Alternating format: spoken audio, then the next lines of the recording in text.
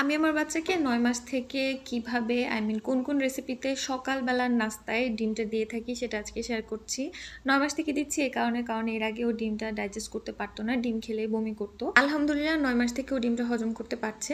তো আপনার বাচ্চাকে যদি ডিম স্যুট করে তাহলে ৬ মাস থেকেই এই রেসিপিগুলোতে ডিমটা ট্রাই করতে পারেন। তবে সেক্ষেত্রে ১ম এ ডিমের কুসুমটা দিবেন। তারপর আস্তে আস্তে পুরো ডিমটা এইভাবে দিবেন। তো প্রথমে আমি সুজির সাথে ডিমটা মিক্স করে আগে থেকে ভালো করে হুইক্স করে নিয়ে তারপর সুজি রান্না করার সময় সুজির মধ্যে দিয়ে ভালো করে মিশিয়ে নিই। তারপরে হচ্ছে আমি যেদিন ওটস দিই সেদিন ওটসের সাথেও ডিমটা মিশিয়ে দিই।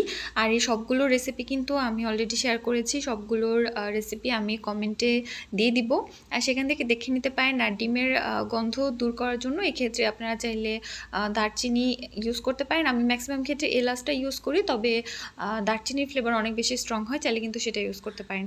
তারপরে হচ্ছে মাঝে মাঝে এইভাবে কলা আর ডিম দিয়ে প্যানকেক বানিয়ে দিই। এই প্যানকেকটা অনেক বেশি সফট হয়, এটা বাচ্চারা ইজিলি খেতে পারে। তাছাড়া একটুখানি ঘি বা বাটার দিয়ে ডিম স্ক্র্যাম্বল করেও দিতে পারেন। আমি এভাবে ট্রাই করেছিলাম, একদমই খাওয়াতে পারিনি ওকে ওইভাবে।